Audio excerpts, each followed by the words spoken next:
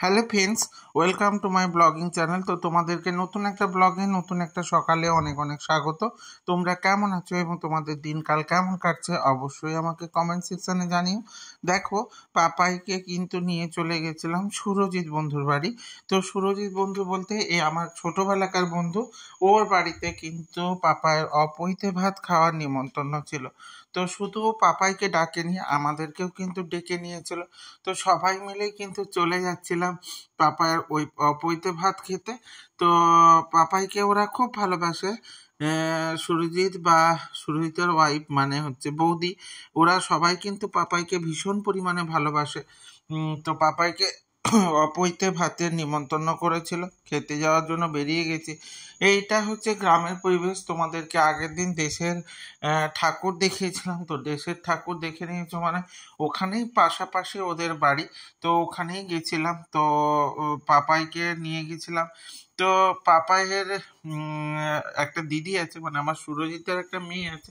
ওরা প্রায় পিঠি মানে সুরজিতের মেয়ে পাপার থেকে 1 বছরের বড়। ওদের 2 ভাই বোনের মধ্যে প্রচুর মিল আছে।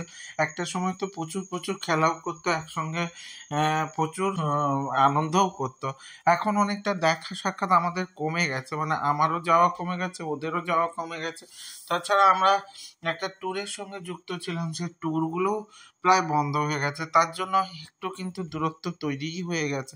তবুও এই অনুষ্ঠানগুলোর মাধ্যমে আমাদের একে অপরের সঙ্গে যোগাযোগ থাকে, একে অপরের সাথে বন্ধুত্বে বা লিঙ্ক আপ থেকেই যায়। সেই জন্য চলে গেছিলাম। আমার মনে হয় এই অনুষ্ঠানগুলোর মধ্য দিয়ে সবার সঙ্গে একটা বন্ধুত্ব বা সেই আত্মীয়তার সম্পর্ক গড়ে ওঠে। সেই আত্মীয়তার সম্পর্কের জন্য চলে গেছি, ওর বাড়ি পৌঁছে গেছি। দেখো কত কি রান্না করেছিল বৌদি।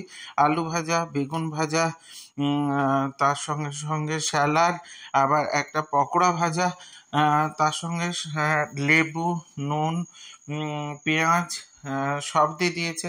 তার সঙ্গে সঙ্গে কিন্তু একটা সবজিও ছিল, চিংড়ি মাছ ফুলকপি দিয়ে একটা নবরত্ন তরকারি ছিল। তার সঙ্গে ভেটকি মাছ ছিল, মাংস ছিল, চাটনি ছিল, তার সঙ্গে ছিল পাঁপড়, দই, মিষ্টি, মুখশুদ্ধি সবই ছিল। তো দারুণ দারুণ রান্না হয়েছিল, অনেক সুন্দর রান্না হয়েছিল। আমরা কিন্তু খেতে চলে গেছিলাম এবং আমি কিছুটা তোমাদের সঙ্গে ক্লিপ আকারে দিলাম, দেখতে পাবে। তো আমার কিন্তু বক্তব্য এই যে অপৈতে ভাত হোক বা আইবুড়ো ভাত হোক বা যে কোনো রিচুয়াল হোক, এই রিচুয়ালগুলোর মধ্যে দিয়ে সবার সঙ্গে একটা বন্ডিং তৈরি হয়, একটা আত্মীয়তার সম্পর্ক তৈরি হয় এবং সেটাতে একে অপরের যাতায়াত বাড়ে এবং সেই সম্পর্কগুলো আরও মধুর হয়ে ওঠে। দেখো, আমি সমস্ত তরকারিগুলোর একটু ক্লিপ দিলাম, তোমরা দেখে বুঝতে পারছো কত কত রান্না হয়েছে।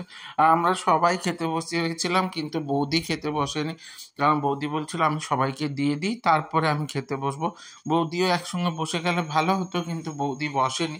কারণ হ্যাঁ, এটা মেয়েদের ক্ষেত্রে একটু চাপেরই হয়ে যায়, কারণ বাড়িতে লোকজন এলে ওরা একসঙ্গে খেতে গেলে একটু তো চাপই হবে। তাই বৌদি কিন্তু খেতে বসেনি, আমরা সবাই খেতে বসেছিলাম। তারই একটু ক্লিপ বা ঝলক তোমাদের সঙ্গে দিলাম। আর রান্নাগুলো দেখেই বুঝতে পারছো কত সুস্বাদু হতে পারে, কত সুন্দর হতে পারে। তো সেইভাবে আমরা কিন্তু খেয়ে নিয়েছিলাম আর প্রচুর তার সঙ্গে হাসি ঠাট্টা মজাক আর অনেকটা সময় কাটিয়েছি। যদিও আমাদের যেতে অনেকটা লেট হয়ে গেছিলো।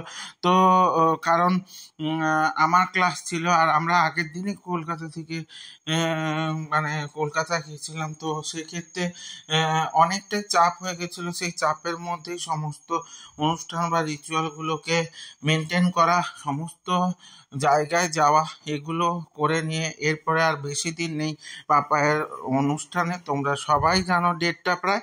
তো সেই জন্য এই এই খাওয়াটাই ওখানে খাইয়ে দেওয়ার পর বললাম আর বাইরে বের করবো না ছেলেকে, অন্য কোথাও খেতে যাবে না, এবার যা খাওয়াতে হবে সেটা বাড়িতেই খাওয়াতে হবে, এরকম একটা কনসেপ্ট ভেবেছি। তো তোমাদের আমার এই ব্লগগুলো কেমন লাগছে? যদি ভালো লেগে থাকে অবশ্যই লাইক কমেন্ট শেয়ার করে দিও। আর ইউটিউব থেকে যারা দেখবে তারা সাবস্ক্রাইব করে দিও এবং সাথে বেল আইকন ক্লিক করে দিতে ভুলে যেও না, যাতে আমার ভিডিওগুলো তোমাদের সামনে সবার প্রথমে চলে আসে। এইভাবেই তোমরা জানিও। আর নতুন নতুন কী কী ব্লগ চাইছো, যে ধরনের ব্লগ চাইবে সেটা আমি অবশ্যই তোমাদের ফুলফিল করে সেই ধরনের ব্লগ দেওয়ার চেষ্টা করব। অবশ্যই চেষ্টা করব তোমাদের যাতে ভালো লাগে এবং সেই ধরনের ব্লগগুলোর সাথে তোমরা জুড়ে থাকতে পারো। তোমরা আমাকে প্রচুর পরিমাণে ভালোবাসা দিয়েছো এই ভিডিওগুলোর মাধ্যমে, এইভাবেই সাথে থেকো, জুড়ে থেকো।